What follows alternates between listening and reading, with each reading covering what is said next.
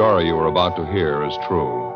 The names have been changed to protect the innocent. Fatima Cigarettes, best of all king-size cigarettes, brings you Dragnet on both radio and television.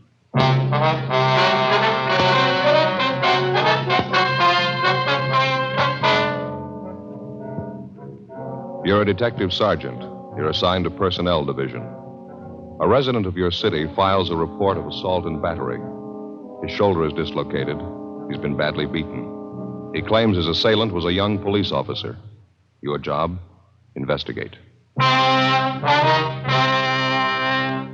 Comparison proves Fatima quality. Yes, comparison proves Fatima quality. Compare Fatima with any other king-size cigarette. 1. Fatima's length filters the smoke 85 millimeters for your protection. 2.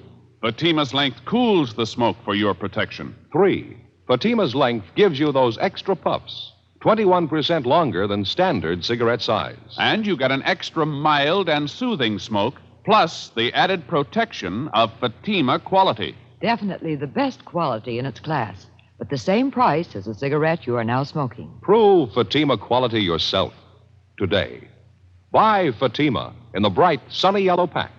Best of all, king-size cigarettes.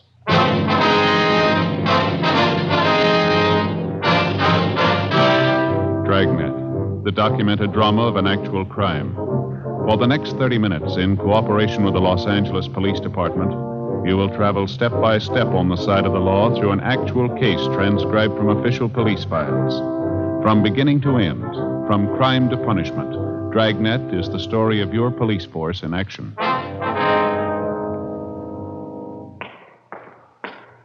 It was Tuesday, June 11th. It was mild in Los Angeles. We were working the day watch out of BIA. My partner's Ed Jacobs. The boss is Lieutenant Jesse. My name's Friday.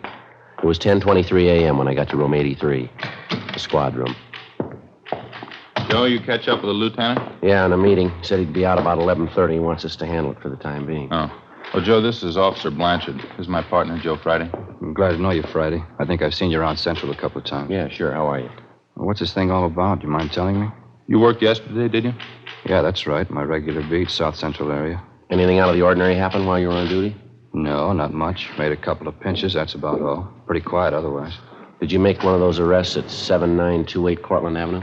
Yeah, that's right. A woman, 2 men, users. All 3 of them were booked in violation of State Narcotics Act. Any of the 3 familiar to you at all, Blanchard? I mean, had you ever seen them before the time you arrested them? No, none of them. I knew the place, though. I've been keeping an eye on it lately. One of those old-fashioned homes converted into a rooming house. Uh-huh. I've been noticing some of the people going in and out of the place. They didn't look too good to me. That's why I say I've been keeping an eye on the house. Now, what's the story on this anyway? You get a kickback on an arrest I made? Well, we'd like to have your version of it first, Blanchard. Exactly what happened? How'd you come to make the pinch? Well, I was walking my regular beat. I think it was about 3:30 yesterday afternoon. I was going along Cortlandt, the 7900 block. A woman came out of the front door and hailed me. She complained about a 507 party in the house a couple doors down the street. And that was at number 7928, the boarding house? Yeah. I checked it out. The party was going on up the 3rd floor. I went up, found the girl and the 2 men in the room facing on the street. The girl was fixing a pop for herself when I came in. 2 caps of heroin on the table in front of her. Mm-hmm. What'd you do then? I made a grab for the 2 caps. One of the guys beat me to it. He got him, ran to the next room, and tried to flush him down the drain. He didn't quite make it, though. I got one of the caps before he could get rid of it. What'd you do then, Blanchard? Well, I sat the 3 of them down, called into the office. I checked the room over while we were waiting, found 2 more caps of heroin, usual equipment to go with it. When the radio car showed up, the 3 of them were taken downtown to narcotics squad and booked. That's all I can tell you about it. Well, during the time you were waiting there in the room, Blanchard, did you have any trouble with the suspects at all? Well, I got a lot of talk from one of the men, a fellow by the name of Evans. He's supposed to run the boarding house. He claims he didn't have anything to do with it. He didn't know the girl was a hype. You know, the usual stuff. And that was the extent of it? Just talk? Sure, that's all. Why? Well, that's not the story, according to Evans. He had his lawyer bail him out last night. He was in to file charges against you. Huh? What do you mean? Assault and battery. He claims that you worked him over for no reason at all. He says you beat him up and dislocated his shoulder. Oh, he's crazy. He's lying. I didn't work him over. Well, he says he's got witnesses to prove it, Blanchard. The 2 people who were with him, the woman, the other man. He says they'll swear that's what you did. Yeah, but it's not true. They're trying to cook up a frame. I didn't touch any of them. Well, this Evans looked like he's been mussed up. Cuts and bruises all over his face. His shoulder's fairly recent, too. Yeah, I know that, but I didn't do it. He was in the same shape when I found him up in that room yesterday. Matter of fact, I asked him about it. He wouldn't tell me. It's the truth, Sergeant, so help me. All three of them are lying. I didn't beat them up. Well, it's your word against theirs, Blanchard. The facts seem to favor Evans. I don't get this at all. Two of those people are known hypes. They'd swear anything for a free cap. You know that. What good is their word? Maybe no good at all. It's not up to us to decide. Evans filed a complaint. It's our job to follow through. Now, you're sure about the shape Evans was in when you found him up in that room yesterday, Blanchard? He was already marked up, is that right? I'm sure he was. I told you. I asked him about it. He wouldn't answer me. But you had no way of proving that you couldn't possibly have been responsible for it. Well, it's up to him, isn't it, Evans? If he says I worked him over, let him prove it. I'm afraid he's got the jump there. Two witnesses. Yeah, but they're lying. You must know that. They're lying. Well, now, look, you can see the position it puts us in. If you're innocent, we're going to do all we can. If you're guilty, we'll see that you get everything that's coming to you. Well, you know it as well as I do, Sergeant. I had no reason to beat him up. I didn't do it. Well, it's not up to us, Blanchard. The court will have to decide. Doesn't make sense. None of it does. There's no other way to handle it. We got 4,500 men in the department. We don't claim they're all saints. Once in a while, one of them turns bad, and all of us get a black eye. You're in a jam, Blanchard. Like anyone else, you'll get a fair trial. Yeah. Well, what happens now? Do I draw suspension? Yeah, that's right. If you're cleared of the charges in court, there'll be a hearing before the board of rights. Am I through right now? We'll have to book you in at the main jail. Case will be presented at the DA's office tomorrow. Doesn't make sense. I had no reason to beat up Evans. No reason at all. You sure of that, are you? What do you mean? Of course I'm sure. Well, Evans claims you did have a reason, a good one. What? Well, he says you handed him a proposition. He wouldn't go for it, so you worked him over. What do you mean? What kind of a The proposition? bad kind. Huh? He says you wanted a payoff. Investigating charges against a police officer involves exactly the same procedure as cases where private citizens are concerned. Prove the suspect innocent or guilty. If Blanchard was innocent, it wasn't going to be an easy job proving it. If he hadn't beat up the complainant, George Evans, and dislocated his shoulder, it seemed the only way out would be to find the man who did. Either that or prove that the two witnesses Evans had come up with were lying. If Blanchard was guilty, if he actually had slugged and beaten Evans, we had to find sufficient evidence and we had to find a motive.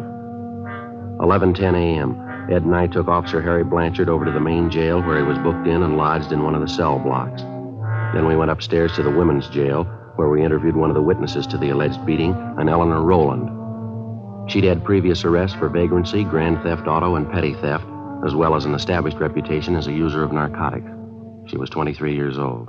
Yeah, it was terrible. That cop really roughed him up, poor old Evans. Cop didn't have to treat him like that. How long have you known George Evans, Miss Rowland? You old friends? No, I wouldn't say that. I met him a couple weeks ago when I came down from north.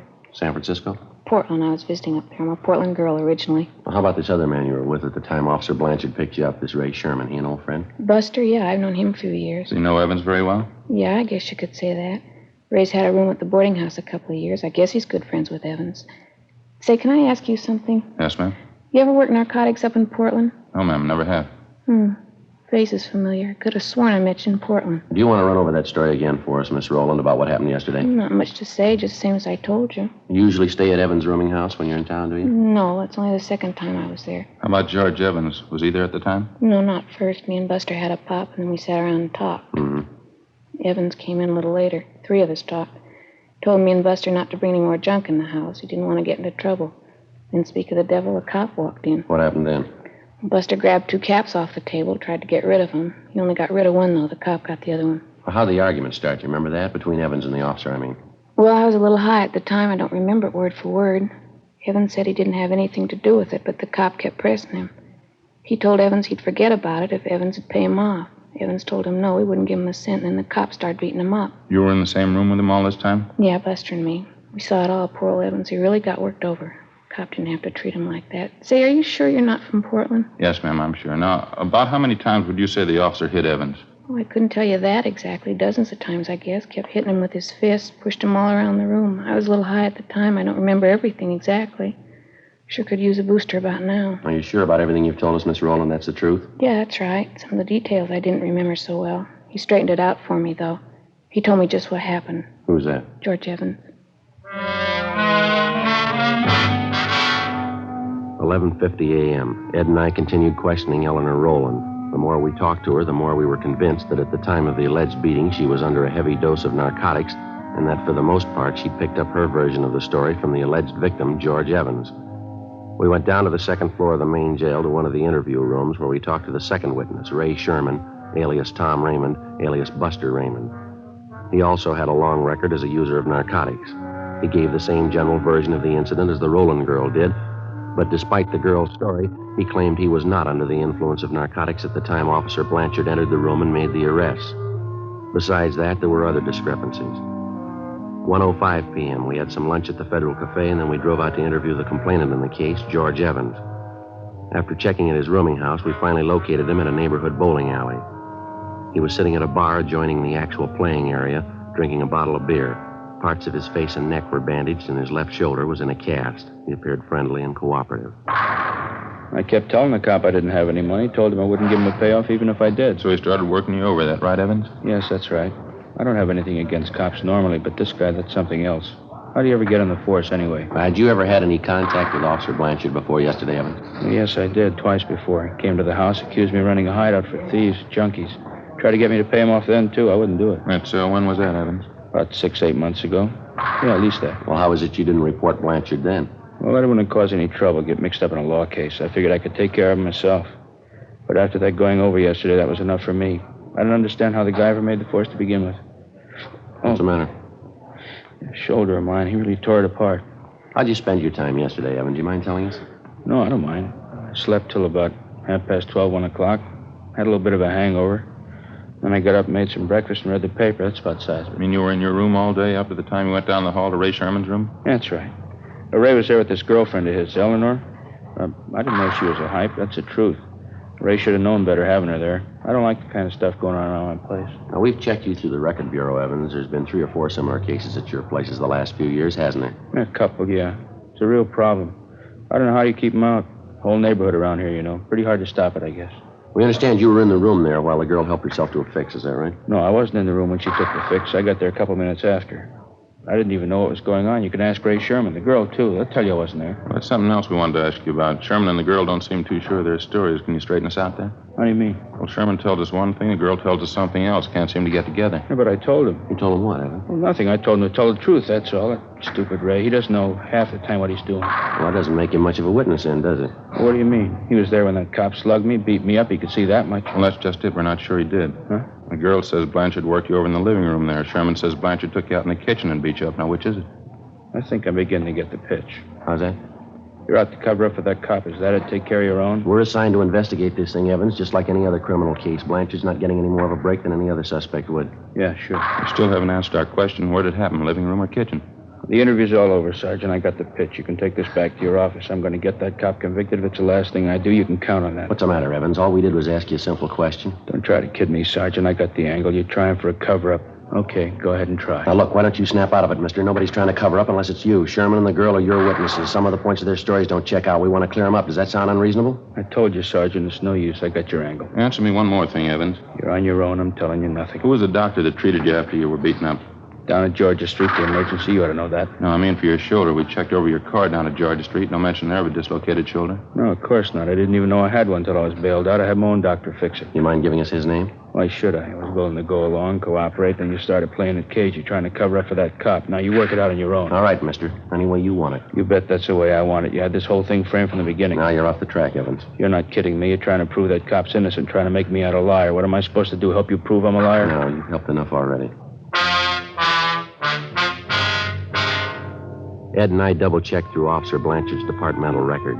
It showed that Blanchard had been working his present beat for a little more than 4 months. Evans had told us that Blanchard allegedly had solicited payoffs from him at least 6 to 8 months before. The following day, Ed and I made further inquiries in the neighborhood of Evans' rooming house and also among his friends and associates. For one thing, we found out that Evans had not spent the entire morning and early afternoon in the house. He'd been seen leaving his place by several neighbors at about 10 a.m. Through one of his contacts, we got the address of an ex-wife, since remarried, a Marie Evans Zarconi. We located her in a small apartment in the East Wilshire district, a small brunette woman about 35. Now, you tell us she used to be married to Evans. Yeah, that's right. Well, what kind of business was Evans in when you were married to him, ma'am? Well, he had that rooming house over on Cortland Yes, Avenue. ma'am, we know about that. Was there anything else? What's the matter, anyway? Just a routine investigation. We'd like to have as much background on him as you can remember. Are you on fairly good terms with Evans now? No, I haven't seen him since we split up. About a year and a half ago, I think. That's why I couldn't stand him. What was the trouble, ma'am? You mind telling us? He just isn't much good, that's all. You find a lot of names to fit him. He was in everything. How do you mean? That's why I got away from him. Every cheap, lousy racket you can think of, he was in it. Peddling dope, blackmail, making book, some of the two-bit rackets. He's been in all of them, one after the other. I had to get away. Rooming house on Cortland Avenue, that's where he's been operating all this time? As long as I've known him, yeah. About 3 years, I'd say. Mm-hmm. Is narcotics just a sideline with him, or does he go in for it pretty heavy? He was in it pretty heavy when I left him. I don't know what he's been doing since. I don't care. Just soon forget all about it. Yes, ma'am, I can understand. What's the matter now, anyway? Got a case against him? Well, not exactly. Evans is filed against a police officer, assault and battery, soliciting a bribe. We're investigating the charges. Sounds like him. Some cop really rough him up? Well, we don't know, ma'am. That's what we're trying to find out. Oh. Well, I'd like to help you out. Don't think I can, though. Well, just one more question, ma'am. While you were married to Evans, did you have a family doctor? I mean, one that you called regularly when you were sick?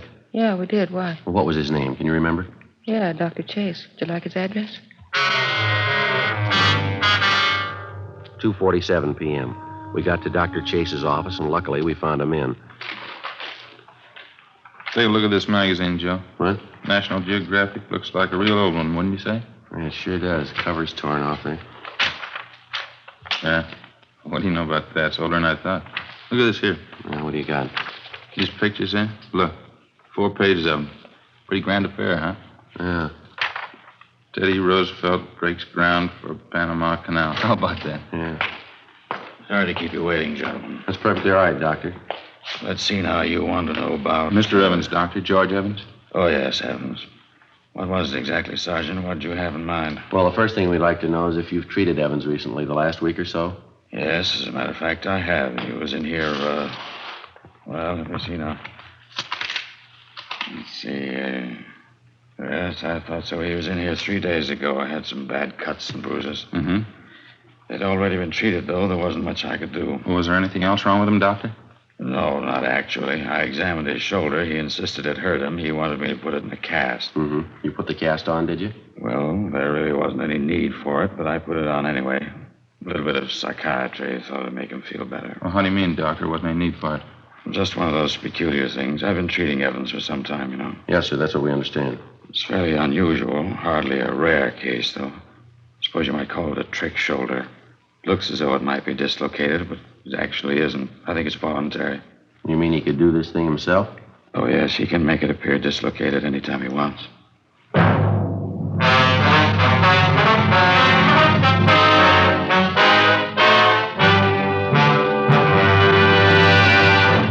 You are listening to Dragnet, authentic stories of your police force in action.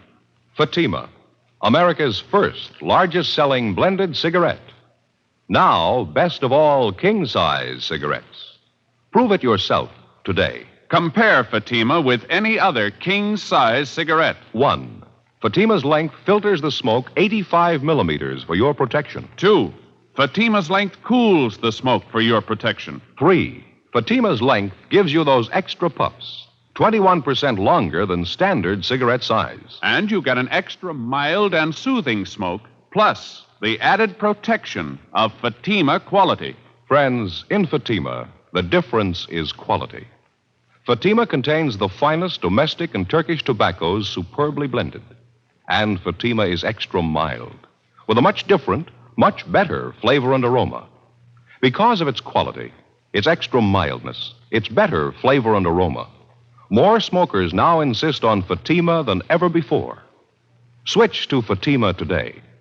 Remember, each king-size Fatima filters and cools the smoke, gives you those extra puffs, and you get an extra mild and soothing smoke, plus the added protection of Fatima quality. Buy Fatima. Best of all, king-size cigarettes.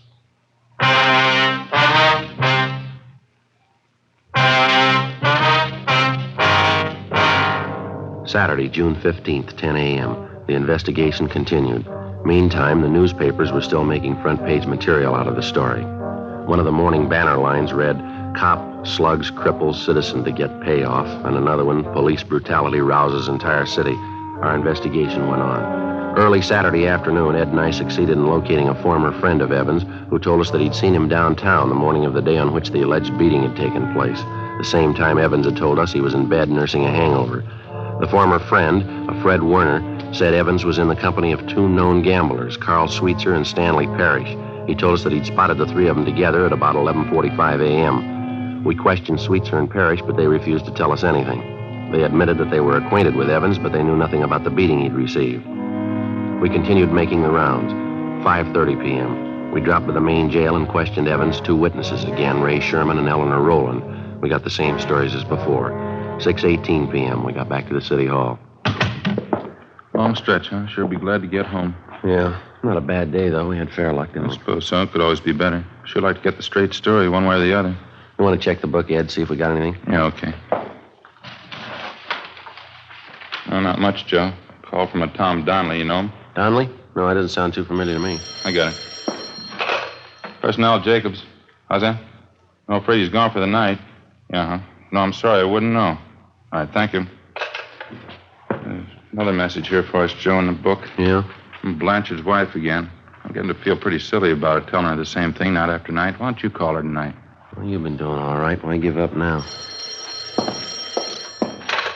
Personnel, Friday. Yeah.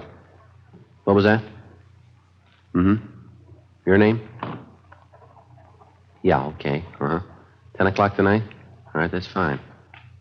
That's so. Sure. Yeah, we'll meet you. Okay. 10 o'clock. Yeah, fine. Bye. Sounds pretty good. Who was it? Guy by the name of Martin Kimbrough says he knows George Evans. He wants to talk to us tonight. What's the pitch? I don't know. Might be straight, might not. What'd he say? About Evans being worked over, he claims he knows all about it. Yeah? He says Blanchard couldn't possibly have done it. 7:05 p.m. We went over to Frank Tang's place, had some dinner, and then we drove out to interview the man who'd identified himself on the phone as Martin Kimbrough. We located him at the designated meeting place, a small bar just off Beverly Boulevard and Normandy Avenue. Kimbrough was a small man, slight build, middle-aged. He seemed less sure of himself than he did on the phone. He said that he knew George Evans fairly well and that up until 6 months before he'd been on good terms with him. He didn't go into details, but he gave us the general idea that Evans had cheated him on some business deal the two of them had been engaged in. We asked Kimbrough about the beating Evans had taken. He said it was common knowledge among the people he traveled with that gamblers Carl Sweetser and Stanley Parrish were responsible for beating up Evans. He'd welched on a gambling debt, and the two of them had been after him for months to pay off. He also said he knew a close friend of the two gamblers who told him that in private, Carl Sweetser openly boasted of beating up Evans.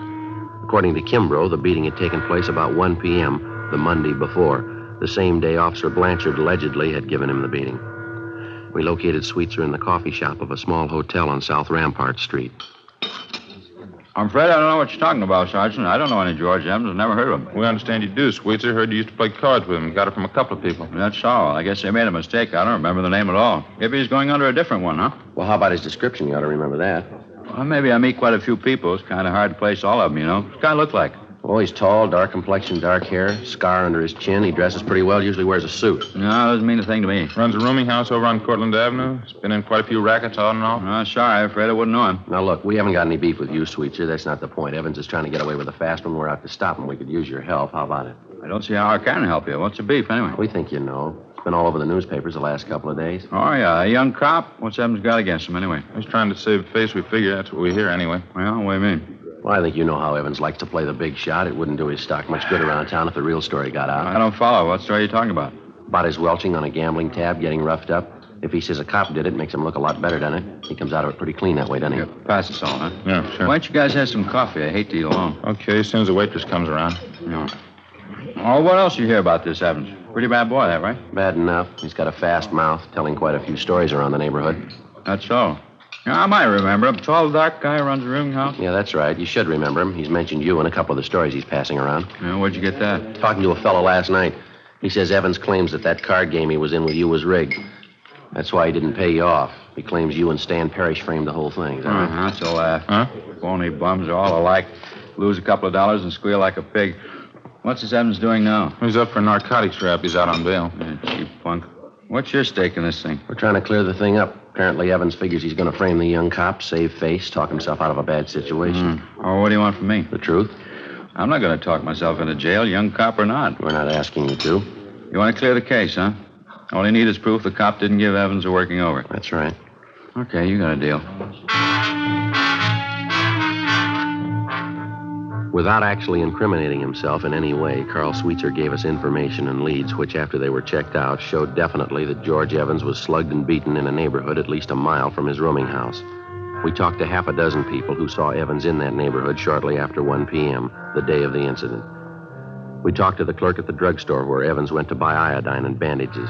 They all told us that he bore the markings of a severe beating as early as 1 o'clock that afternoon. Evans had told us repeatedly that he'd received the beating at the hands of Officer Blanchard no earlier than 3 or 3:15 that afternoon. Ed and I drove over to the main jail where we interviewed Evans' 2 witnesses again. The girl, Eleanor Rowland, was the first to break. She admitted that Evans had promised both her and her friend, Ray Sherman, $50 apiece if they would go along with him in his plan to frame Officer Blanchard for assault and battery and soliciting a bribe. After an hour of questioning, Sherman admitted the same thing. We had a stenographer take their statements. 4:50 p.m., Ed and I got in the car and drove out to the rooming house on Cortlandt Avenue. Yeah?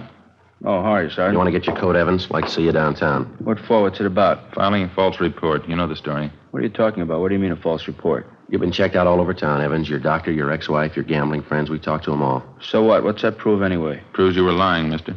That young officer, Blanchard, he didn't beat you up. There's nothing wrong with your shoulder either. Dr. Chase will vouch for that. Look, I don't care what he says. I don't care what any of them say. I got my case against that cop. I'm sticking with it. You're not going to talk me Why out don't of you it. give it up, Evans? We had a talk with Carl Sweetser. What did he tell you? Enough to convince us you're trying to frame Blanchard. We've got statements from people who saw you before you got back home Monday afternoon. They say you were mussed up then. That was at 1 o'clock in the afternoon. You've been telling us Blanchard wasn't at your place till 3 o'clock. Now, how do you explain that? Well, I don't know. Maybe I didn't have the time right. My watch could have been off. Doesn't make any difference anyway. It's going to make a lot of difference. How about getting your coat?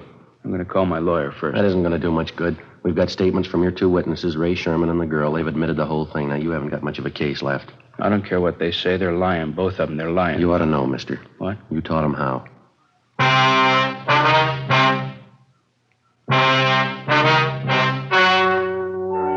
The story you have just heard was true. The names were changed to protect the innocent. On September 2nd, trial was held in Superior Court, Department 89, City and County of Los Angeles, State of California. In a moment, the results of that trial. And now, here is our star, Jack Webb. Thank you, George Fenneman. Friends, I sincerely want you to smoke Fatima and prove Fatima quality. You know, we have a lot of confidence in our king-size cigarette. Enough confidence to make you this money-back guarantee. Buy a pack of Fatimas. Compare them with any other king-size cigarette. If you're not convinced Fatima is better, just return the pack and the unsmoked Fatimas by August 1st, 1952, and we'll give you your money back plus postage. Fatima, Box 37, New York 1. Buy Fatima. Best of all, king-size cigarettes.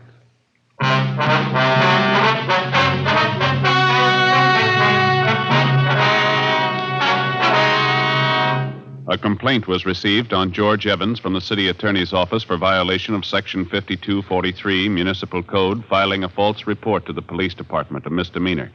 He received a sentence of 30 days in the county jail.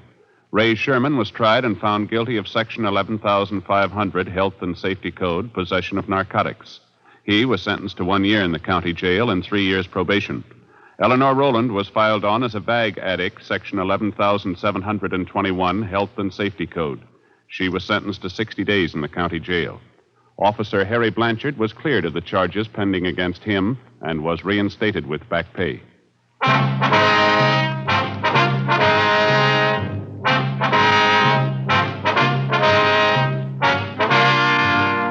You have just heard Dragnet, a series of authentic cases from official files. Technical advice comes from the Office of Chief of Police W.H. Parker, Los Angeles Police Department. Technical advisors Captain Jack Donahoe, Sergeant Marty Wynn, and Sergeant Vance Brasher. Heard tonight were Barney Phillips and Whit Connor. Script by Jim Moser. Music by Walter Schumann. Hal Gibney speaking. Fatima Cigarettes, best of all king-size cigarettes, has brought you Dragnet, transcribed from Los Angeles.